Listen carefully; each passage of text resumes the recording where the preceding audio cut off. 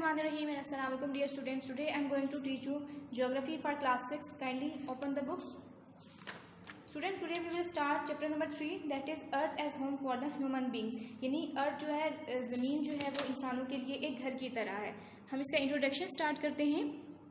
The safe and the secure place for a man to live is his home. Home provides the environment necessary for the human life to exist. Earth is also the home for human beings. It provides the natural environment on which his life depends. सबसे एक इंसान के लिए सबसे safe, सबसे secure जगह जो होती है वो उसका घर होता है, वो उसका होम होता है. होम उसको ऐसा इन्वायरमेंट प्रोवाइड करता है जहाँ वो पीसफुली रह सकता है. इसी तरह एक घर की तरह ही हमारी अर्थ जो है वो भी हमारे लिए एक घर की तरह, वो हमें एक नेचुरल इन्वायरमेंट प्रोवाइड करता है जो जहाँ हमारी लाइफ पॉसिबल हो सकती है, जहाँ हमारी लाइफ, इंसानों की life, human beings, all living things जो उनकी लाइफ पॉसिबल होती है. यहाँ हमें एक मॉडल दिया हुआ उन्होंने कि नेचुरल इन्वायरमेंट के कौन कौन से फैक्टर्स हैं, कौन कौन से उसके कंपोनेंट्स हैं. There are 4 component. First is physical landscape, second is climate, third is vegetation and fourth one is animals. Landscape, physical landscape कौन सी होती हैं? जैसे हमारे माउंटेन्स हो गए जिन्हें हम फिजिकली हम उनको देख सकते हैं. इसमें माउंटेन्स आ गए, इसमें प्लेन्स आ जाते हैं, इसमें प्लेट्यूज आ जाती हैं. ये सारी चीज़ें किसमें आती हैं? लैंडस्केप में आती हैं. लैंडस्केप के अलावा सेकंड जो आ जाता है वो है क्लाइमेट में क्या आता है? टेम्परेचर आ जाता है, और इसमें रेन्स आ जाती हैं, इसमें हेलिंग आ जाती है, इसमें स्नोफॉल आ जाती है. ठीक है. थर्ड वन है हमारे पास वेजिटेशन में क्या है? प्लांट्स आ जाते हैं, हर्ब्स शर्ब्स वगैरह आ जाती हैं. और लास्ट वन है एनिमल्स. ये सारी चीज़ें मिलके क्या बनाती हैं? एक नेचुरल इन्वायरमेंट बनाती हैं. ठीक है. ये नेचुरल इन्वायरमेंट के कंपोनेंट्स हैं. Next is what makes the earth habitable. यहाँ पे एक क्वेश्चन को रेज करें कि वो क्या चीज़ें जिसकी वजह से हमारी अर्थ पे हमारी अर्थ जो है वो लाइफ के लिए सूटेबल है. तो हम देखते हैं कि वो कौन कौन से फैक्टर्स हैं, वो कौन कौन सी रीजंस हैं जिसकी वजह से अर्थ जो है वो हैबिटेबल है, यहाँ पे अर्थ पे लाइफ एग्जिस्ट करती है. First one is our earth has suitable temperature for all forms of life. Mercury and Venus are very hot as they are near to sun. Uranus and Neptune are very cold as they are further from the sun. There is no life on any planet other on the अर्थ. सबसे important जो चीज़ है जो life को support करती है, जो life के लिए सूटेबल होती है, जो लिविंग थिंग्स के लिए सूटेबल होती है, वो टेम्परेचर है. जो अर्थ है, अर्थ का टेम्परेचर जो है वो मॉडरेट है, इसी वजह से यहाँ पे जो लाइफ है वो एग्जिस्ट करती है. इसके अलावा अदर प्लेनेट्स जो हैं, बाकी किसी भी प्लेनेट के ऊपर लाइफ पॉसिबल नहीं है, लाइफ एग्जिस्ट नहीं करती. जैसे वेनस है और मरकरी है, ये चूँकि सन के बहुत ज़्यादा करीब है, यहाँ का टेम्परेचर बहुत ज़्यादा हॉट होता है. और इसके अलावा यूरेनस और नेपच्यून जो हैं वो सूरज से बहुत ज़्यादा दूर होने की वजह से, फॉर अवे होने की वजह से ये बहुत ज़्यादा कोल्ड है, और बाकी किसी भी अर्थ के अलावा बाकी किसी प्लेनेट पे लाइफ एग्जिस्ट नहीं करती. Second is our earth has the huge mass of water. Second चीज़ जो है पॉसिबिलिटी, लाइफ को क्या चीज़ पॉसिबल बनाती है? वाटर पॉसिबल बनाती है. ऑल लिविंग थिंग्स जो हैं उन सब की लाइफ के सर्वाइवल के लिए वाटर जो है वो बहुत ज़्यादा ज़रूरी है. इसके अलावा जो वाटर है वो टेम्परेचर को कंट्रोल भी करता है. टेम्परेचर को कंट्रोल कैसे करता है? जो वाटर बॉडीज़ हैं वो क्या करती हैं? वो एवेपोरेट होती हैं. जो एवेपोरेट होती हैं तो फिर वो क्या करती हैं? उनसे बादल जब क्लाउड्स बनते हैं, बारिशें होती हैं, तो जो टेम्परेचर होता है वो नॉर्मल होता है. Third one is earth has oxygen in rich air envelope called atmosphere due to which life is possible on it. Third one के सबसे इंपॉर्टेंट क्या है? अर्थ में ऑक्सीजन होती है, और ऑक्सीजन क्या करती है? ये लाइफ को सपोर्ट करती है. ऑक्सीजन कौन प्रोवाइड करता है? प्लांट्स ऑक्सीजन प्रोवाइड करते हैं. जो तमाम बाकी जो लिविंग जैसे ह्यूमंस हो गए, एनिमल्स हो गए, वो उस ऑक्सीजन को यूज़ करते हैं. ठीक है. ये 3 मेन रीजंस हैं जिसकी वजह से अर्थ पे लाइफ जो है वो पॉसिबल है, अर्थ पे लाइफ एग्जिस्ट करती है. On next page we have another topic, natural sphere of earth. Natural sphere of the earth के spheres कौन कौन से हैं? Earth is studied with respect to 4 spheres of the natural environment. First is atmosphere, lithosphere, hydrosphere and biosphere. Let's have a look on these spheres. First is atmosphere. Atmosphere क्या होती है? हमारी अर्थ के इर्द गिर्द एक कवर है, एक ब्लैंकेट कह लें, एक एनवेलप कह लें. उस एनवेलप में क्या है? डिफरेंट गैसेज हैं, वेरिएबल गैसेज होती हैं और रेगुलर गैसेज होती हैं. उसमें वाटर वेपर्स हैं और डस्ट पार्टिकल हैं. ये सारी चीज़ें मिला के क्या बनाती हैं? एटमॉस्फेयर बनाती हैं. There is an envelope of different gases, water vapours and dust particle which surrounded our earth. It is called atmosphere. ठीक है. ये एटमॉस्फेयर जो एनवेलप से होता है वो एटमॉस्फेयर कहलाता है. These gases are nitrogen, oxygen, carbon dioxide, water vapours and and dust particles. इन गैसेस में कौन कौन सी है, मैंने आपको बताया कि टू टाइप्स की गैसेस वगैरह होती हैं, एक वेरिएबल गैसेस होती हैं और एक रेगुलर गैसेस होती हैं। रेगुलर गैसेस में नाइट्रोजन होती है और ऑक्सीजन होती है, और जो वेरिएबल गैसेस होती हैं उनमें अदर गैसेस आ जाते हैं, कार्बन डाइऑक्साइड आ जाती है, वाटर वेपर्स आ जाते हैं और डस्ट पार्टिकल्स वगैरह आ जाते हैं उसमें। Oxygen is the most important gas due to which life is possible on Earth. Second point is carbon dioxide is the gas which the planets absorb and release oxygen in return. Carbon dioxide क्या है? Carbon dioxide वो gas है जो humans और animal जो होते हैं वो एक्सहेल करते हैं, और जो प्लांट्स होते हैं वो उसको इनहेल करते हैं, और इन रिटर्न प्लांट्स हमें क्या प्रोवाइड करते हैं? वो हमें ऑक्सीजन प्रोवाइड करते हैं। There is ozone too which shields our earth from the dangerous ultraviolet rays on the sun. इसके अलावा एटमॉस्फेयर में एक ओजोन लेयर भी है, आपने इसके बारे में पढ़ा होगा। ओजोन लेयर क्या है? ये एक प्रोटेक्टिव लेयर है, एक प्रोटेक्टिव शीट भी आप इसको कह सकते हैं। ये एक प्रोटेक्टिव लेयर होती है जो क्या करती है? सूरज से आने वाली हार्मफुल रेज, अल्ट्रावायलेट रेज को ज़मीन पे आने से रोकती है। ये इन रेज को, अल्ट्रावायलेट रेज जो सन से आती हैं उनको फिल्टर करके फिर उनको ज़मीन पे भेजती है। अगर ओजोन लेयर ना हो तो बहुत सी स्किन डिजीज जो होती हैं वो हो सकती हैं।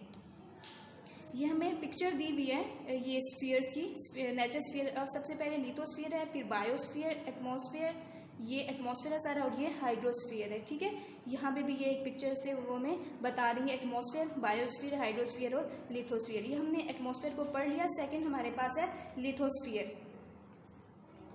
लिथोस्फीयर क्या है? The surface area of our earth is about 5-10 million square kilometre. ये एक बहुत लंबा area, 5-10 million square metre kilometre, ये एक बहुत ज़्यादा area. About 29% of the area is comprised of land. इस टोटल ये जो एरिया है इसमें तकरीबन 29% एरिया जो है उस पर लैंड है, और जो लैंड वाला एरिया है, जो लैंड वाला पोर्शन है जिसपे ह्यूमंस रहते हैं, जिसमें एनिमल्स और प्लांट, जिसपे लाइफ एग्जिस्ट करती है, उसको लिथोस्फीयर कहते हैं। It is the portion on which the man lives. ठीक है, जिसपे लाइफ पॉसिबल है, जिसपे लाइफ एग्जिस्ट करती है। There are mountains, plains, forests in desert on the lithosphere which provide habitat for different plants, animals and the human beings. lithosphere ही वो sphere है जहाँ पे माउंटेन्स हैं, प्लेन्स हैं, डिफरेंट माउंटेनियस रीजन्स हैं, फॉरेस्ट भी हैं इसके अलावा। और ये क्या करते हैं? डिफरेंट प्लांट्स को, डिफरेंट एनिमल्स को ये हैबिटेट प्रोवाइड करते हैं। Plants, different kinds of plants होते हैं इसी लिथोस्फीयर के ऊपर ही। ठीक है, इसके अलावा लिथोस्फीयर में क्या है? रॉक्स होती हैं, मिनरल्स, जितने भी मिनरल्स हमें मिलते हैं वो भी हमें कहाँ से मिलते हैं? ये भी हमें लिथोस्फीयर से मिलते हैं। हम डिफरेंट मेटल्स हम निकालते हैं, वो भी हम कहाँ से निकालते हैं? लिथोस्फीयर से। जैसे गोल्ड हो गया, डायमंड हो गया, जितने भी मेटल्स हैं जो हम ज़मीन से निकालते हैं वो सारी हम कहाँ से निकालते हैं? लिथोस्फीयर से ही वो हमें मिलती हैं। ठीक है, इसके अलावा नेचुरल रिसोर्सेज जैसे एनर्जी रिसोर्सेज हो गए, जैसे पेट्रोलियम गैस हो गई, ये सारी चीज़ें भी हमें कहाँ से मिलती हैं? ये सारी चीज़ें भी हमें लिथोस्फीयर से मिलती हैं। इसके अलावा there is soil on the lithosphere in which the natural vegetation flourish in human beings grow crop. इसके अलावा हमारे सॉइल जो है वो भी लिथोस्फीयर पे ही है। मैंने आपको पहले बताया कि लिथोस्फीयर जो है ये वो पार्ट है जहाँ पे लाइफ एग्जिस्ट करती है। तो सॉइल जो है यहाँ पे हम डिफरेंट काइंड की वेजिटेशन, हम यहाँ पे वेजिटेशन और क्रॉप्स को हम यहाँ पे कल्टीवेट करते हैं, क्रॉप्स हम ग्रो करते हैं, कल्टीवेशन करते हैं, ये भी हम लिथोस्फीयर पे ही करते हैं। ठीक है, नेक्स्ट हाइड्रोस्फीयर। हाइड्रो जो है ये वाटर से रिलेटेड है। About 71% of the earth surface is comprised of water in different shapes. ये आपको ऑब्जेक्टिव में भी आ सकता है कि अर्थ के कितने % पार्ट्स पे जो है वो वाटर है। तो कितने % पार्ट पे वाटर है? 71% वाटर। अब जो 71% वाटर है ये डिफरेंट शेप्स में होता है, कहीं ये ओशन की फॉर्म में होता है, कहीं ये रिवर्स की फॉर्म में होता है, कहीं ये स्ट्रीम्स की फॉर्म में होता है, कहीं ये पॉन्ड्स की फॉर्म में होता है। तो इसको क्या कहते हैं? जो वाटर बॉडीज है उसको क्या कहते हैं? This is called hydrosphere. ठीक है, नीचे हमें ये बताना है कि हम ये जो वाटर बॉडीज़ हैं हम उससे वो हमारे लिए किस किस तरह से यूज़फुल है। तो हमारे लिए किस किस तरह से यूज़फुल है? ह्यूमन बींग जो हैं वो हाइड्रोस्फीयर से, हम मैरीन लाइफ होती है वहाँ पे, हम फिशेज़ वहाँ से पकड़ते हैं। इसके अलावा भी बहुत से फिश, पानी में रहने वाले बहुत सी ऐसी चीज़ें जो हम इंसान जो है, ह्यूमन्स जो हैं वो उसको खाते हैं। इसके अलावा जो हाइड्रोस्फीयर है ये एक टेम्परेचर को कंट्रोल करने के लिए भी बहुत ज़्यादा ज़रूरी है। कैसे टेम्परेचर को हमारे कंट्रोल करता है, मैं पहले भी आपको एक्सप्लेन कर चुकी हूँ कि ये जो वाटर बॉडीज़ होती हैं इनसे ही रेन बनती है, वाटर वेपर्स बनते हैं, और वाटर वेपर्स बनने के बाद फिर क्या होती है? क्लाउड्स बनते हैं और फिर बारिशें होती हैं, जिसकी वजह से ये हमारा जो टेम्परेचर होता है उसको भी मॉडरेट करने में हेल्पफुल रहते हैं। ठीक है, नेक्स्ट हमारे पास है बायोस्फीयर। जो बायो वर्ड है ये लाइफ से रिलेटेड है, तो biosphere mean being. It is the sphere of life comprised of plants, animals and human being. It depends upon the other three spheres. ये वो स्फीयर है जहाँ पे लाइफ जो है वो एग्जिस्ट करती है। और ये किस किस चीज़ पे ये डिपेंड करते हैं, बायोस्फीयर किस किस चीज़ पे डिपेंड करते हैं। जो पिछले हमने जो पढ़े स्फीयर पढ़े, हाइड्रोस्फीयर हमने पढ़ा, उस पे ये क्या करते हैं, डिपेंड करते हैं।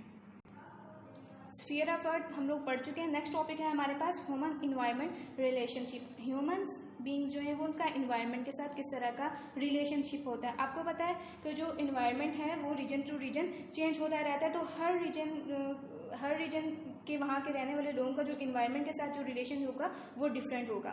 Atmosphere, lithosphere, hydrosphere and biosphere collectively form the natural environment for the human being.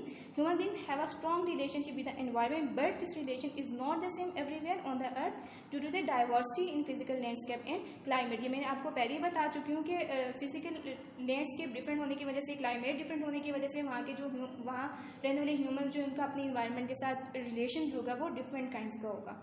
ठीक है, अब हम देखते हैं कि किस किस तरह का इन्वायरमेंट, किस किस तरह का रिलेशन होता है ह्यूमन का इन्वायरमेंट के साथ। Climate and human beings. Our earth is so big that the climate found in different parts is not similar. A lot of variation is found due to the which the food, clothing and way of living of people is different. आपको पता है कि जो physical जो landscape है वो same नहीं है। कहीं कोई माउंटेनियस एरिया है, कहीं डेजर्ट एरिया है, कोई प्लेन एरिया है। तो वहाँ के रहने वाले जो लोग हैं वो अपने अपने एरिया के हिसाब से उनका लाइफस्टाइल होता है। जैसे जो डेजर्ट एरियाज जो है, डेजर्ट एरिया में गर्मी बहुत ज़्यादा होती है। तो वहाँ के लोग जो मोस्टली जो उनकी जो क्लॉथिंग वगैरह होती है वो लाइट कपड़े पहनते हैं। ठीक है, इसके अलावा जो माउंटेन्स में रहने वाले लोग जो होते हैं वहाँ का, चूँकि जो माउंटेन्स में रहने वाले लोग हैं वहाँ का टेम्परेचर जो होता है, वहाँ क्लाइमेट जो होता है वो स्फीयर होता है। इसी तरह से उनकी जो क्लॉथिंग होती है, उनका जो लाइफ स्टाइल होता है वो भी उसके अकॉर्डिंग होता है। जैसे मरी वाला नॉर्दर्न एरियाज हो जाए, जो कश्मीर वाला हो जाए, वहाँ के लोग चूँकि वहाँ पर ठंड बहुत ज़्यादा होती है, वो लोग मशरूबात का इस्तेमाल कम से कम करते हैं। वो ज़्यादा से ज़्यादा क्या लेते हैं, टी और कॉफ़ी वाला वो ज़्यादा से ज़्यादा प्रेफर करते हैं। लेकिन एज़ कम्पेयर टू अगर हम उनको प्लेन एरियाज़ के साथ कंपेयर करें तो प्लेन एरियाज़ में क्या होते हैं, वहाँ पर गर्मी ज़्यादा होती है, वहाँ पे टी और कॉफ़ी का इस्तेमाल कम से कम किया जाता है और वहाँ पे ज़्यादातर कोल्ड ड्रिंक्स वगैरह का इस्तेमाल ज़्यादा किया जाता है। ठीक है, तो वेरिएशन जो होती हैं वो रीजन टू रीजन होती रहती हैं, वेरिएशंस आती रहती हैं। उनके लाइफस्टाइल में, उनकी क्लॉथिंग में, उनकी फूड वगैरह में, उनके लिविंग स्टाइल में चेंज आता रहता है। नेक्स्ट हमारे पास है, do you know more than half of the surface of earth is too humid too dry too cold, that is why it least populated. Maximum population is found in those area which are neither too hot not too cold. सबसे ज़्यादा population उन जगहों पे होती है जहाँ का temperature जो होता है वो मॉडरेट होता है। वो इलाके जो बहुत ज़्यादा कोल्ड होते हैं या बहुत ज़्यादा ड्राई होते हैं वहाँ पे पॉपुलेशन कम से कम होती है। जैसे अंटार्कटिका, वहाँ पे जो है वो स्नो ही रहती है, वहाँ पे पॉपुलेशन ना होने के बराबर होती है। इसके अलावा जो प्लेन एज़ कम्पेयर टू जो प्लेन एरियाज़ हैं, वहाँ का जो टेम्परेचर होता है, वहाँ का जो इन्वायरमेंट होता है वो लाइफ को सपोर्ट करता है, तो वहाँ पे ज़्यादा पॉपुलेशन होती है। यहाँ पे अगर हम पिक्चर देखें तो फर्स्ट पिक्चर को अगर हम देखें तो ये किस तरह की पिक्चर है, ये एक स्नोई एरिया हमें लग रहा है यहाँ के। अगर हम ये जो पिक्चर्स बनी हुई अगर हम इनको देखें तो इन लोगों की क्लॉथिंग किस तरह की है, इन्होंने गर्म कपड़े पहने हुए, इन्होंने कैप्स पहनी हुई हैं, इन्होंने लॉन्ग शूज़ पहने हुए, उन्हें अपने आप को प्रॉपर तरीके से कवर किया हुआ है। अगर हम सेकेंड पिक्चर को देखें तो ये एक वार्म क्लाइमेट की पिक्चर है। यहाँ के लोग, इन लोगों की ड्रेसिंग कैसे, इन्होंने बहुत ज़्यादा लाइट कपड़े पहने हुए, जैसे हम लोग गर्मी में लाइट कपड़े पहनते हैं। ठीक है, तो जो क्लाइमेट जो है वो हमारी क्लॉथिंग को, हमारे लाइफस्टाइल को, हमारे फूड को अफेक्ट करती है। Next topic is physical landscape and human beings. Physical landscape और ह्यूमन बींग्स का आपस में क्या रिलेशन है। सबसे पहले हम डिस्कस करते हैं माउंटेन्स को। People living in mountain are physically strong because they live in difficult terrain. जो माउंटेनियस एरिया में रहने वाले लोग, जो हिली एरियाज़ में रहने वाले लोग होते हैं वो फिजिकली स्ट्रॉन्ग होते हैं। क्यों वो फिजिकली स्ट्रॉन्ग इसलिए होते हैं कि वहाँ की जो लैंडस्केप होती है वो उसमें अप्स एंड डाउन ज़्यादा होते हैं। वो हिली एरियाज़ होते हैं तो वहाँ के लोगों को ज़रूरत के लिए ऊपर नीचे पहाड़ों पे जब चढ़ना उतरना पड़ता है तो इस वजह से वो लोग जो होते हैं वो फिजिकली स्ट्रॉन्ग होते हैं। इसके अलावा उनकी जो फूड होती है वो भी प्योर होती है, इस वजह से भी वो लोग जो होते हैं वो स्ट्रॉन्ग होते हैं।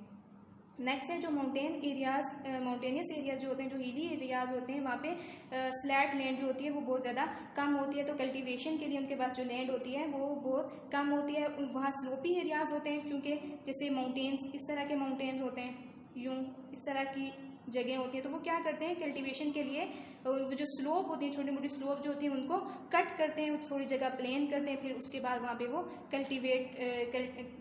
क्रॉप्स की कल्टीवेशन करते हैं।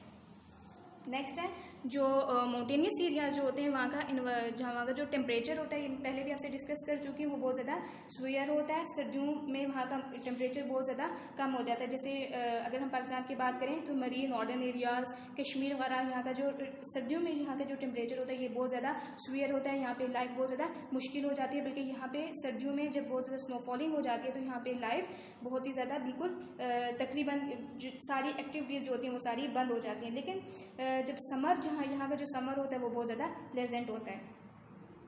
नेक्स्ट पॉइंट है हमारे पास, चूँकि फ्लैट लैंड यहाँ पे बहुत कम होती है तो यहाँ पे रेलवे ट्रैक्स और जो रोड होती हैं वो भी बहुत ज़्यादा मुश्किल से बिल्ड की जाती हैं, और बहुत से एरियाज़ ऐसे भी होते हैं जहाँ पे कोई रोड्स वगैरह नहीं होती।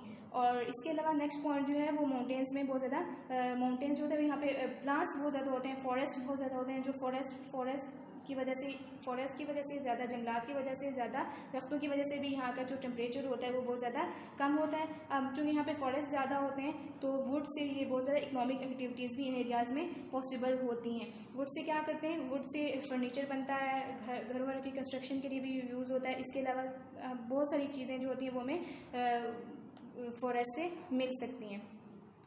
नेक्स्ट पॉइंट है हमारे पास plains provide an easy environment as compare to mountains. जो प्लेन्स कौन से एरियाज़ होते हैं, जो प्लेन एरियाज़ होते हैं। जो प्लेन एरियाज़ में जो लाइफ होती है वो इतनी मुश्किल नहीं होती, इतनी डिफ़िकल्ट नहीं होती। यहाँ पे रोड्स की अवेलेबिलिटी होती है, यहाँ पे इंडस्ट्रीज़ होती हैं, इसके अलावा यहाँ पे ट्रांसपोर्टेशन का बहुत अच्छा नेटवर्क होता है। इसके अलावा यहाँ पे स्कूल, कॉलेजेस, यहाँ पे हर तरह की फैसिलिटी जो होती है ये अवेलेबल होती है। और यहाँ का जो क्लाइमेट होता है, प्लेन एरियाज़ का जो क्लाइमेट होता है वो भी बहुत ज़्यादा स्वीयर नहीं होता है, बल्कि मॉडरेट होता है।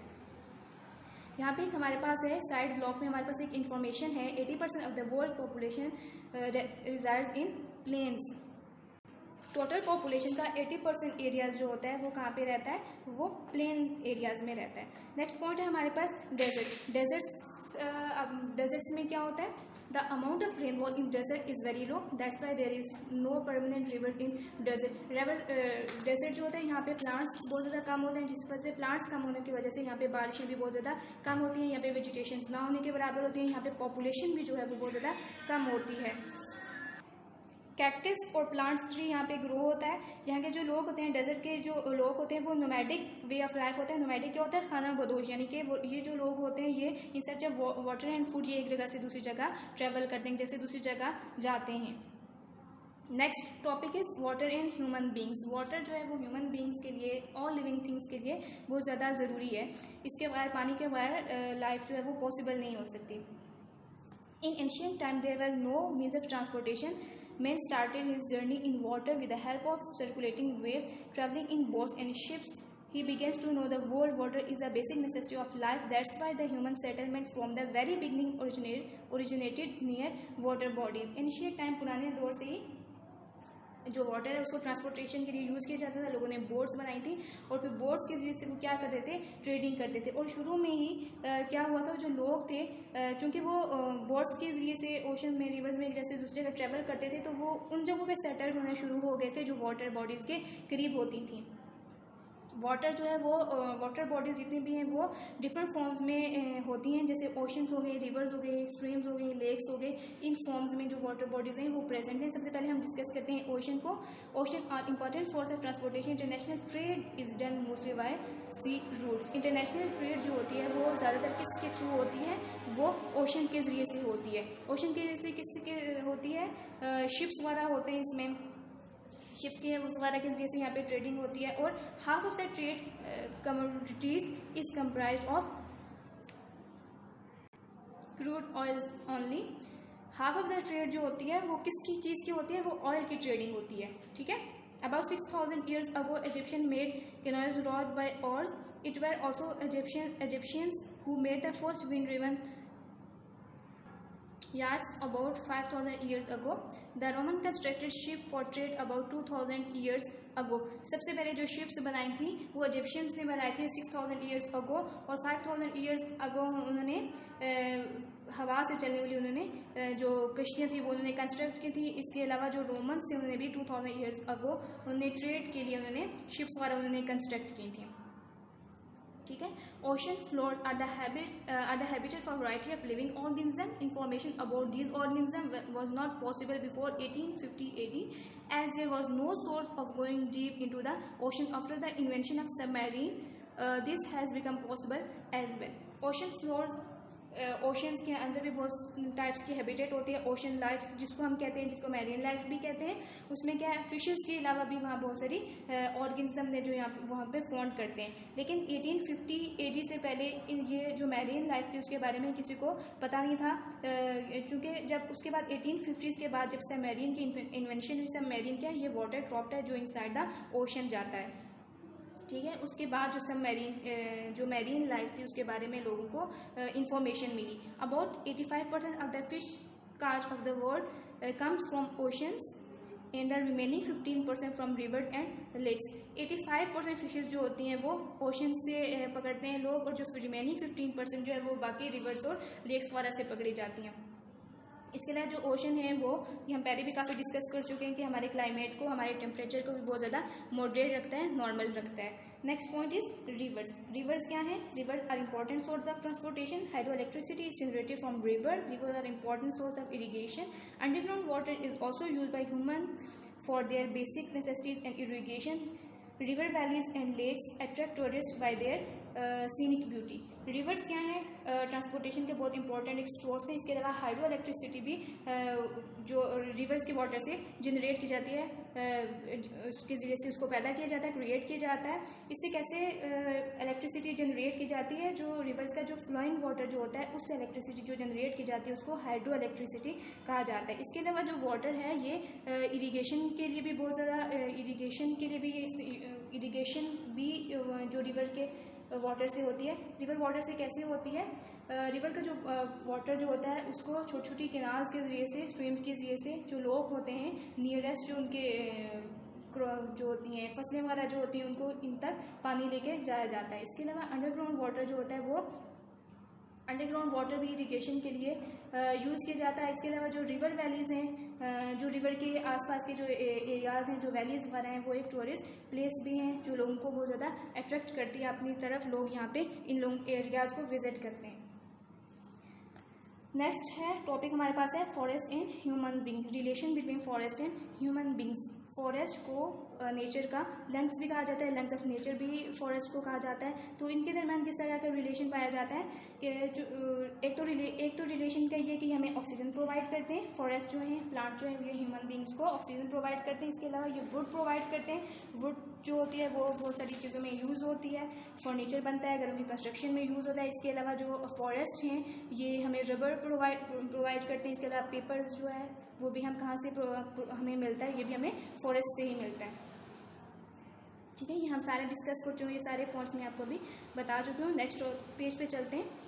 Do you know the area of forest should at least be 25 to 30% of our country. It is only 5% in Pakistan. किसी भी कंट्री के लिए ये ज़रूरी है कि वहाँ के 25 to 30% एरियाज़ पे फॉरेस्ट हो, लेकिन अनफॉर्चुनेटली पाकिस्तान के तकरीबन 5% एरियाज़ पे फॉरेस्ट हैं। अभी जो लेटेस्ट जो स्टैट्स हैं वो मैं ये बताते हैं कि पाकिस्तान के सिर्फ 3 to 5% एरियाज़ पे फॉरेस्ट है। ये अब हम सब लोगों की इंडिविजुअल, हम लोगों की रिस्पॉन्सिबिलिटी है कि हम ज़्यादा से ज़्यादा हम प्लांट्स ग्रो करें, ज़्यादा से ज़्यादा हम दरख्त लगाएं।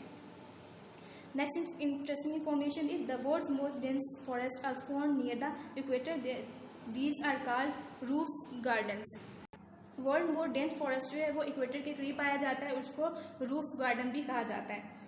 The living bird and humans. Living bird और ह्यूमन्स का आपस में किस तरह का रिलेशनशिप है? Human beings catch fishes, hunt birds and animals to get food. Beside they use animal for work according to the environment. अब ह्यूमन बींग्स जो हैं वो फिशेज पकड़ते हैं, वो उनकी एज अ फूड को यूज़ करते हैं। इसके अलावा बहुत से बर्ड्स का हम हंट भी करते हैं ह्यूमन्स जो होते हैं, और एनिमल्स को एज अ फूड भी यूज़ करते हैं। इसके अलावा बहुत से एनिमल्स जो हैं वो उनको वर्किंग पर्पज़ के लिए भी उनको यूज़ किया जाता है। जैसे डंकीज़ हैं, ये लोड उठाने के काम आते हैं। इसी तरह केमल है, इस तरह एलिफेंट है। यहाँ पे अगर हम पिक्चर्स देखें तो ये फर्स्ट पिक्चर जो है ये हमें स्नोई एरिया है। स्नोई एरिया में ये जो है ये डॉग्स हैं। डॉग ये क्या कर रहे हैं? ये कार्ट को पुल कर रहे हैं, ये भी लोड खींचने के काम आते हैं। सेकंड पिक्चर में ये एक शिप है, शिप की जो ऊन है ये वूल, ये भी कंबल वगैरह बनाने के काम आती है। इसके अलावा नेक्स्ट पिक्चर जो है इसमें एलिफेंट है जो लोड इसके ऊपर लोड है, ये लोड को खींच रहा है। इसके अलावा ये ऑक्स हैं, ऑक्स किसके काम आती है, ये कल्टीवेशन के लिए काम आते हैं। In snowy areas dogs are used to pull wooden slide. Camel is called plain of the desert because he can live several days without any food. In desert, camel is used for transportation. Elephants are used for heavy transportation. Oxen are used for traditional cultivation. ठीक है, camel जो है उसको desert का plane भी कहा जाता है। इसलिए ये यहाँ पे ट्रांसपोर्टेशन के लिए यूज़ होता है डेजर्ट में।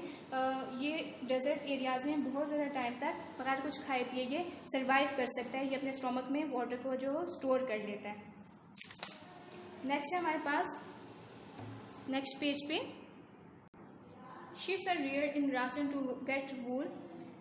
Horses and donkeys are used for transportation purpose. Silk is attained from silkworm which are reared on mulberry plants. ठीक है, शिप्स ये मैं आपको पहले बता चुकी हूँ, इससे हमें वूल मिलती है, इससे हम वूल हम इसे हासिल करते हैं। इसके अलावा हॉर्सेस और डंकीज जो ये ट्रांसपोर्टेशन पर्पज़ के लिए यूज़ होते हैं। इसके अलावा जो सिल्क वॉर्म होता है उससे हमें सिल्क मिलता है। ठीक है, ये हमारा चैप्टर कंप्लीट हो गया। आपने चैप्टर की अच्छी तरह से रीडिंग करनी है और ऑल पॉसिबल MCQs और जो शॉर्ट क्वेश्चन हैं, फिल इन द ब्लैंक्स हैं, वो आप लोगों ने खुद से बनानी है, क्योंकि आपको पता है जो पेपर में जो क्वेश्चन आते हैं, जो MCQs आते हैं, वो इनसाइड द चैप्टर आते हैं। ठीक है, इसका जो MCQ क्वेश्चन जो हैं ये आप लोगों ने खुद से करने हैं। जब आप चैप्टर की अच्छी से रीडिंग करेंगे तो ये MCQs आप लोग इजीली कर लेंगे। ठीक है, नेक्स्ट चलते हैं, गिव शॉर्ट आंसर्स।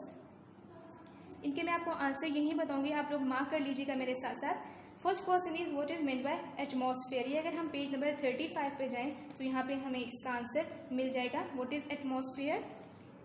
एटमॉस्फेयर की हेडिंग के नीचे there is an envelope of different gases, water vapour and dust particles which surrounded over earth, it is called atmosphere. यहाँ से लेके यहाँ तक ये इसका आंसर है, आप इसको मार्क कर लें यहीं पे। ठीक है, फर्स्ट क्वेश्चन का ये आंसर है। ठीक है, next question is what is meant by lithosphere. Second question है, इसका आंसर भी है पेज नंबर 35 पे। पेज नंबर 35 के एंड पे अगर हम देखें, the surface area for earth is about 510 million square kilometre, about 29% of the area is comprised of land, this is called lithosphere. ये क्वेश्चन नंबर 2 का आंसर आप यहाँ से लेके तो यहाँ तक आप इसको मार्क कर लें, क्वेश्चन नंबर 2 का answer. Next question is what is meant by hydrosphere. Hydrosphere का आंसर जो है वो है पेज नंबर 36 पे, पेज नंबर 36